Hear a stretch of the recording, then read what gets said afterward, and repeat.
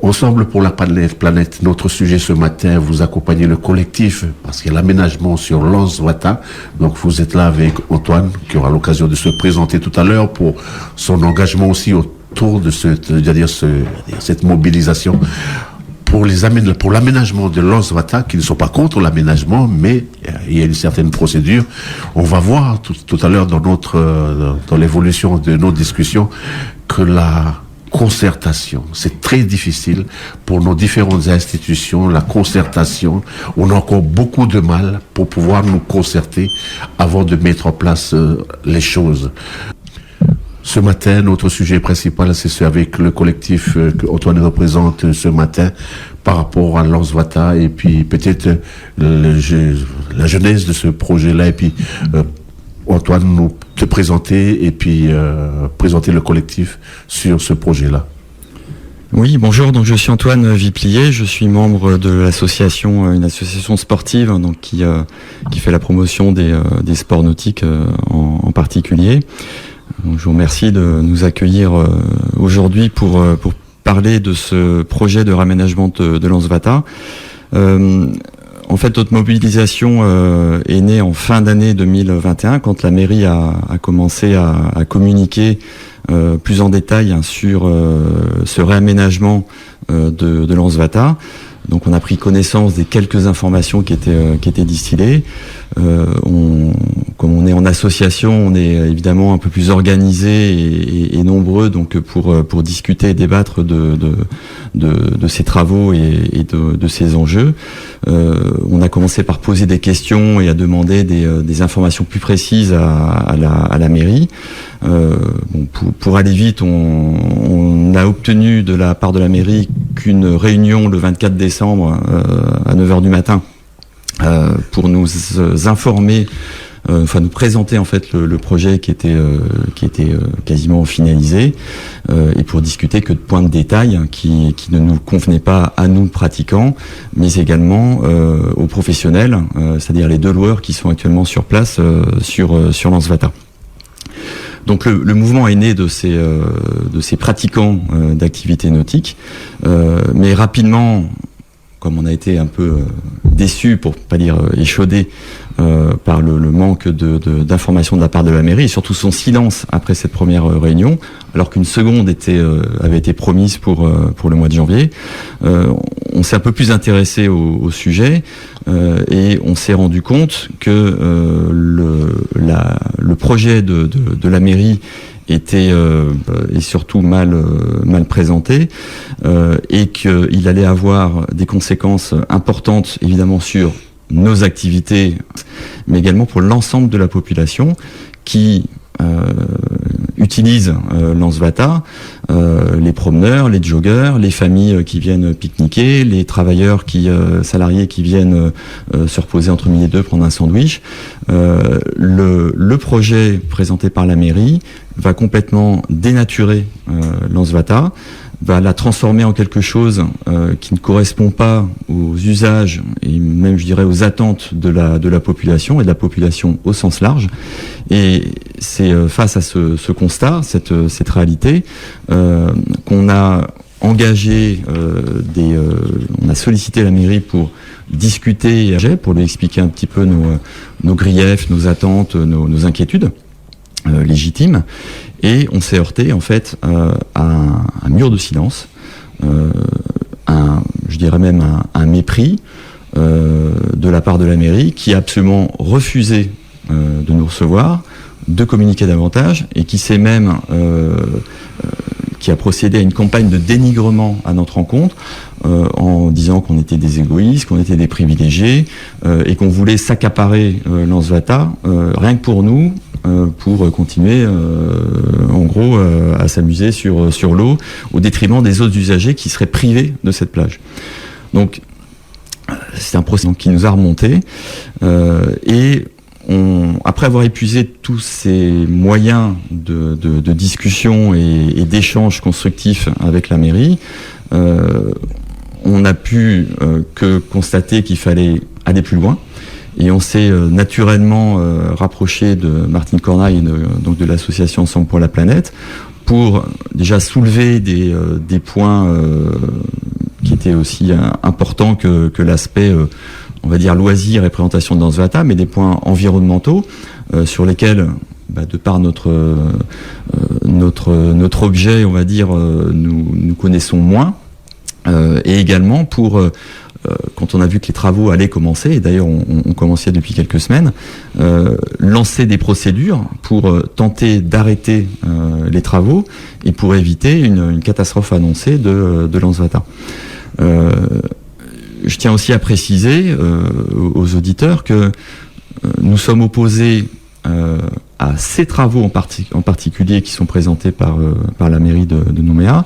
Nous ne sommes pas opposés à des travaux. Ça veut dire qu'on a bien conscience que dans une ville, il faut faire des travaux, des aménagements, les faire vivre, les faire évoluer, et également lutter contre l'érosion de la plage qu'on ne peut que constater tous en se promenant le long de la plage. Mais on est opposé à ces travaux en particulier qui sont à notre sens, et en ayant étudié un peu plus avec Ensemble pour la planète les effets, les conséquences, ne sont pas adaptés, sont disproportionnés et dispendieux compte tenu de l'actualité générale et de la ville en particulier. Je rappelle 2,4 milliards de travaux prévus budgétés, ce qui veut bien souvent dire beaucoup plus au final, et 2 ans de travaux, c'est-à-dire 2 ans de perturbation des différentes activités sur la zone. Et encore une fois, 2 ans de travaux, bien souvent, ça dérape pas mal. Je voudrais, pardon, excusez-moi, oui. Parce que lorsque vous exposez ce projet-là, il n'a pas respecté tout le process d'appel à projet pour pouvoir. Est-ce qu'il y a eu plusieurs projets au démarrage pour pouvoir présenter, pour dire sur lesquels des projets répondaient? Parce qu'en fait, il y avait une problématique. Vous parlez d'érosion, et en termes de méthodologie, on fait l'appel à projet pour que chacun puisse présenter ses projets. Et donc, ce que je constate là, c'est que vous n'avez pas eu l'occasion de proposer aussi une forme d'aménagement que vous aurez imaginé en tant que pratiquant d'un sport qui est sur le plan d'eau de Lansvata. Tout à fait. Il y a eu depuis le départ, le projet a été mal présenté, mal engagé. Il y a eu une absence totale de concertation. On a échangé avec les professionnels sur place qui sont directement concernés. Il en va de leur avenir, carrément. À aucun moment, on a tenu compte de leurs souhaits, de leurs attentes, de leurs besoins.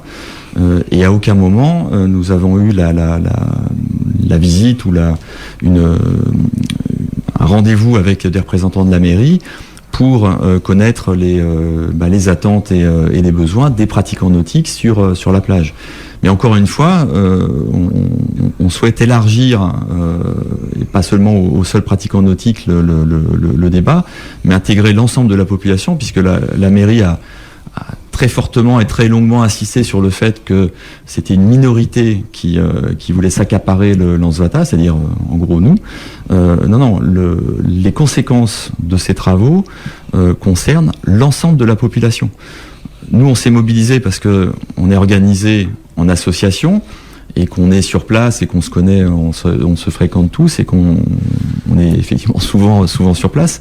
Mais c'est vraiment l'ensemble de la population de Nouméa, mais également de Calédonie, qui va constater, malgré elle, dans 2 ans ou 3, les dégâts sur Lansvata, sur son aspect, dans les 3 prochaines années. Oui. Comment EPLP est arrivé sur ce dossier Non. En fait, nous considérons, comme le collectif, qu'il faut garder son caractère océanien à cette plage. C'est-à-dire ne pas l'artificialiser, ne pas la bétonner à outrance. J'ai déjà eu l'occasion de le dire à ce micro, André.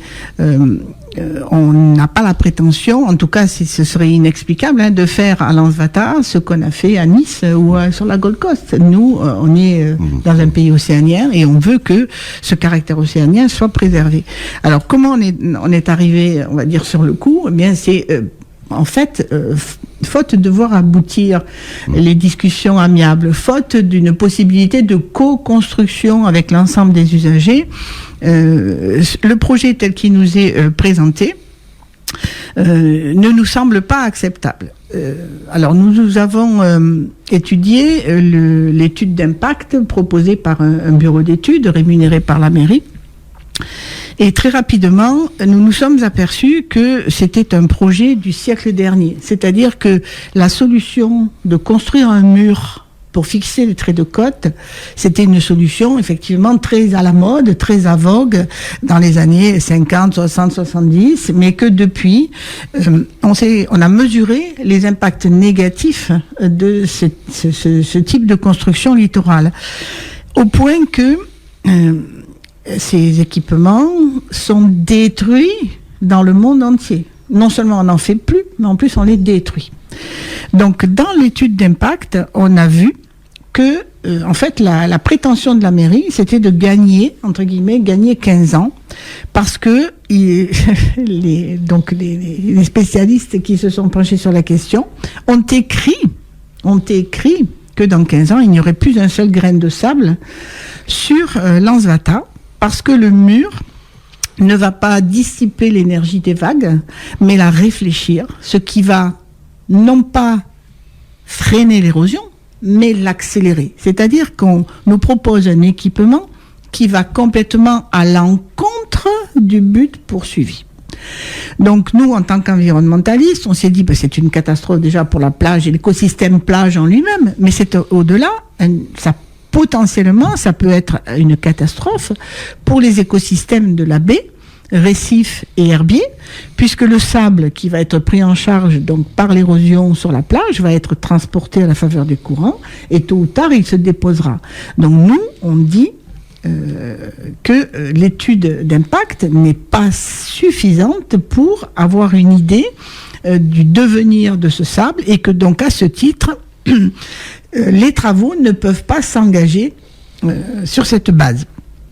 Donc, faute, encore une fois, de pouvoir discuter avec la mairie, de pouvoir réviser ce projet, eh bien, il reste quoi ? Il reste la voie contentieuse, c'est-à-dire la voie du recours auprès des tribunaux.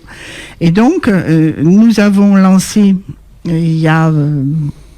pas ce lundi-là, lundi d'avant. Une dizaine de jours, c'est ça. Voilà, 2 recours. Un qu'on appelle un référé environnement, dans lequel on dit au juge, s'il vous plaît, monsieur le juge, il y a urgence à faire arrêter les travaux parce que l'étude d'impact environnemental est insuffisante. Et puis un recours pour excès de pouvoir contre la mairie, bien sûr. Mais là, il n'y a pas de caractère d'urgence.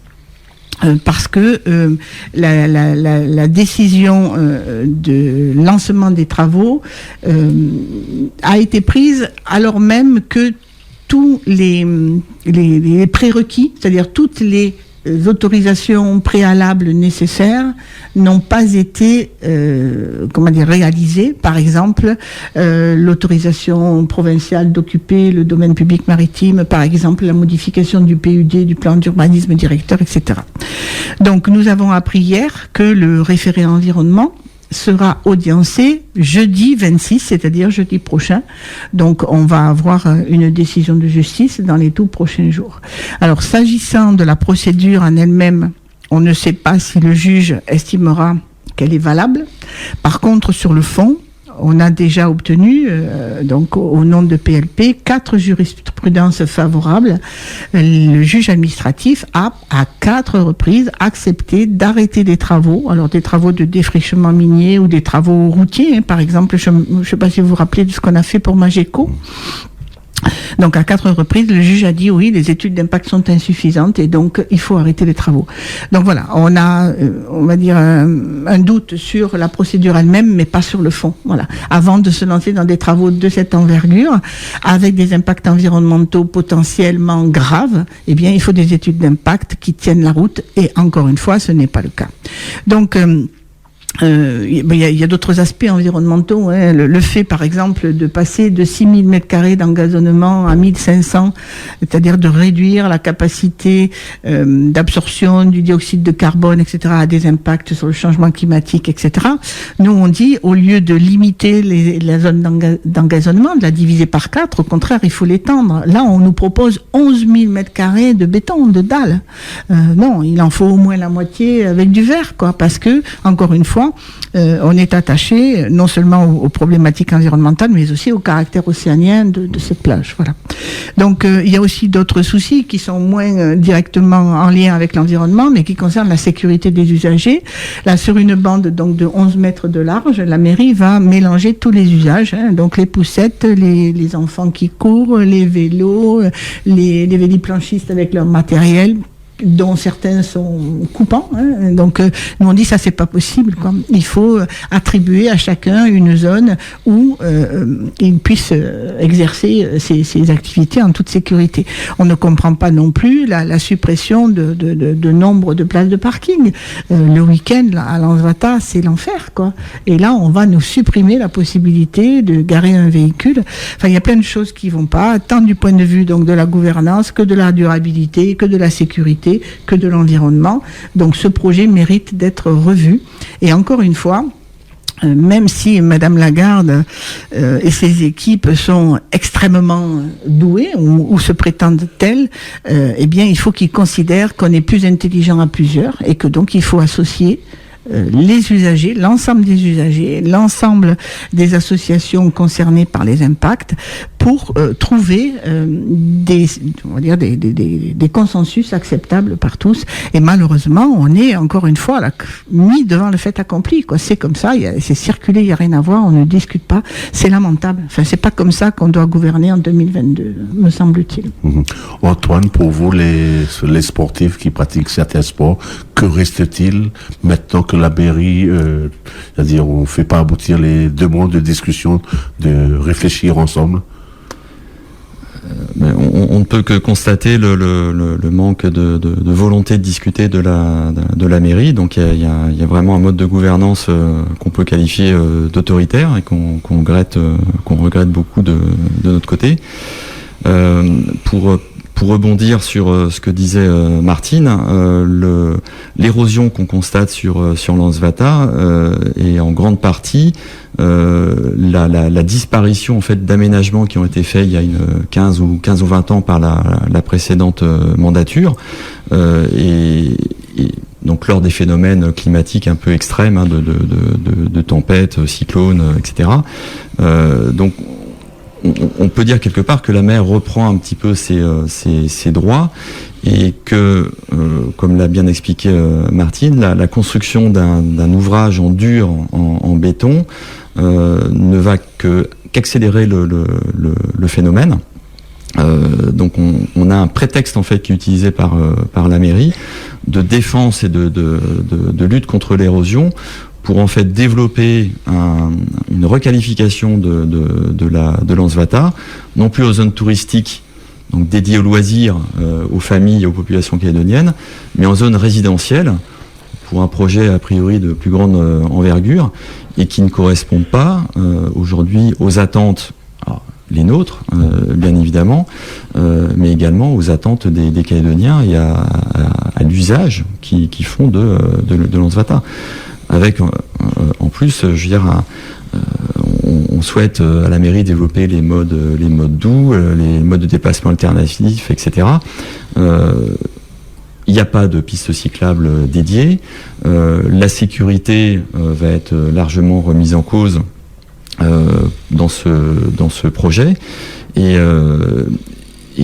donc on souhaite arrêter ces travaux de façon à reprendre des études complètes pour connaître tous les impacts liés à éventuellement des ouvrages en mer qui pourraient être faits, enfin qui devraient être faits en premier, pour les mesurer, voir les effets que ça a sur l'érosion, et ensuite adapter des ouvrages à terre de façon à continuer en fait à lutter contre cette érosion, et évidemment ensuite envisager des ouvrages, des aménagements pour répondre aux attentes de l'ensemble de la population, mais pas partir sur un bétonnage massif je crois qu'on a des amis l'ont mesuré, on sera sur une largeur de promenade qui est supérieure à ce qu'on peut constater sur la Gold Coast. Bon, on trouve ça complètement démesuré par rapport à la taille du territoire, au nombre de touristes et aux besoins de la population. Donc désormais, maintenant, il va falloir attendre les résultats, les décisions du tribunal. Le seul, du moins, vous dites, c'est ce jeudi prochain, le tribunal va se prononcer pour savoir si... Il va audiencer, c'est-à-dire que on aura on va dire l'orientation possible du jugement, mais le jugement ne sera pas rendu immédiatement, il faudra encore quelques heures, voire quelques jours. Mais c'est dramatique qu'on en soit encore là, quoi. Comment est-il possible d'envisager un programme de 2,4 milliards d'argent public sans concertation, sans précaution environnementale élémentaire? Moi, je suis hallucinée, quoi, scotchée. J'ai l'impression de vivre un cauchemar, quoi, à nouveau. Je voudrais indiquer qu'on fait aussi un gros reproche au projet tel qu'il a été conçu par la municipalité. C'est que on commence par faire des travaux terrestres et dans une deuxième phase, on fera des travaux marins. Non, c'est pas logique. Il faut d'abord étudier la possibilité de freiner l'érosion en mer, comme l'a dit Antoine, de voir l'impact sur le littoral et ensuite ajuster les travaux terrestres à la marge qui reste à couvrir et qui ne l'est pas couverte par les travaux marins. Là, on commence par faire des travaux sur terre sans connaître l'efficacité ou les impacts des travaux marins qui doivent suivre. C'est pas logique. Voilà. On devrait inverser les phases. Encore une fois, mauvais phasage, quoi. Mauvais phasage, les travaux faits dans le mauvais sens, quelque part à l'envers. Et donc, voilà, exactement ça, c'est-à-dire mesurer d'abord les impacts d'ouvrages en mer qui existent, qui sont d'ailleurs utilisés ailleurs dans le monde, pour ensuite adapter, ajuster, comme disait Martine, les protections au niveau de la plage. Du littoral, proprement dit. Alors, on veut aussi dénoncer le fait que la mairie, dans sa communication, propose des images de synthèse qui sont complètement irréalistes. Jamais Lansvata ne ressemblera à ce que la mairie montre dans ses dossiers. Par exemple, le mur est couvert de sable jusqu'à, à peu près les 2/3. Pour apporter le sable nécessaire à la réalisation d'une telle chose, il faudrait vider toute la Nouvelle-Calédonie de son sable.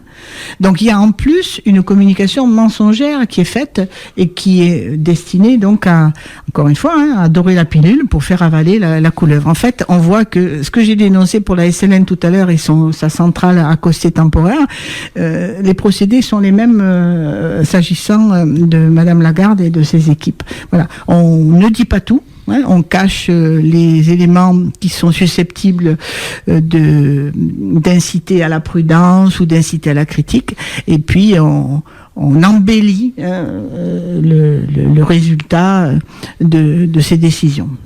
Il y a deux types d'images qui sont, que je qualifierais moi de racoleuses. Les premières qui sont destinées à faire peur, à effrayer la population. On voit Lansvata submergé par la mer sur la moitié de la route. Bon.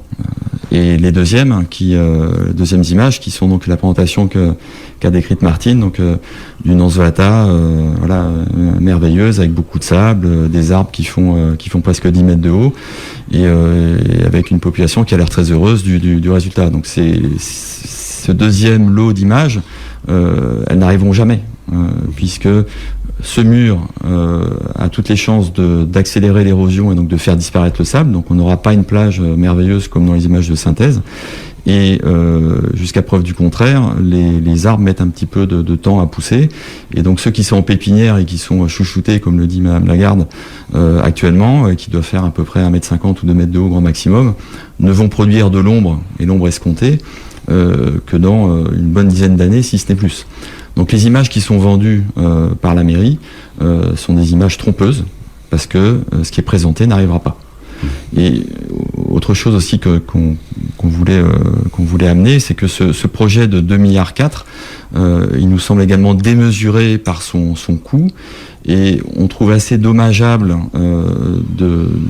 d'attribuer cette somme à la seule Lansvata, qui nécessite certes des travaux de lutte contre l'érosion et des aménagements, mais on est dans une ville qui est entourée par la mer, avec au final très peu de plages dignes de ce nom, aménagées, praticables, par tout le monde, hein, encore une fois, j'élargis, je ne suis pas seulement sur les activités nautiques, donc praticables par l'ensemble de la population.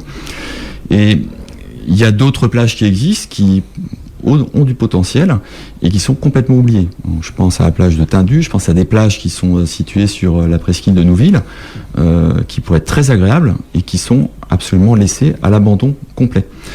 Donc, il nous semblait plus raisonnable et plus acceptable pour l'ensemble de la population, notamment les populations qu'on dit défavorisées dans les quartiers nord, de répartir cette somme, puisque cette somme semble être disponible et devoir être utilisée. Bon, tant mieux, s'il y a de l'argent, on est content de la prendre, mais que cet argent soit utilisé très bien sur Lansvata, mais pour des travaux donc qu'on a expliqué et qu'on souhaiterait être modifiés, et en tout cas dans leur phasage et leur réalisation, mais également sur des plages qui aujourd'hui ne sont absolument pas aménagées. Elles sont pas équipées, elles sont pas entretenues, elles ne sont pas protégées, alors qu'elles sont là et qu'elles pourraient être mises à disposition, rendues à la population, comme aime le dire Madame Lagarde, qui aime rendre en fait des zones de la ville à sa population. Non, je te coupe, Antoine, je voudrais rappeler quand même qu'à Tindu,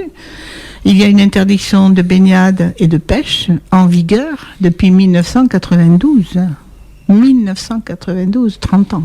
30 ans que les populations du quartier sont privées de l'accès à la mer. Ça pose quand même des questions.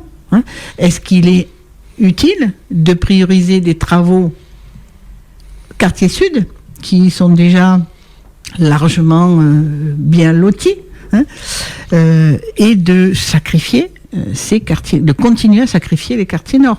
Nous, on appelle à un meilleur équilibre. Voilà.